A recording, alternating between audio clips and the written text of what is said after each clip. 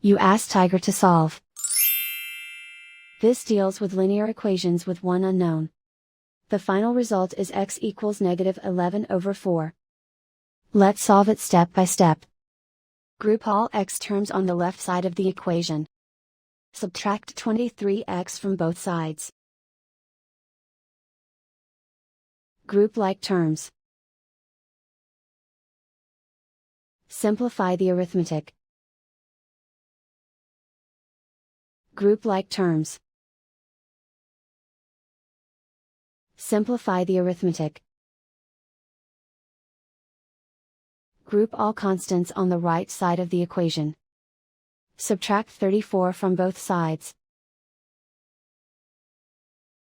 Simplify the arithmetic.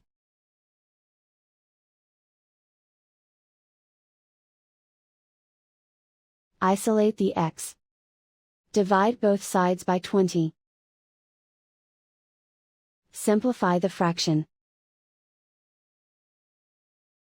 Find the greatest common factor of the numerator and denominator. Factor out and cancel the greatest common factor. And so the final result is x equals -11/4.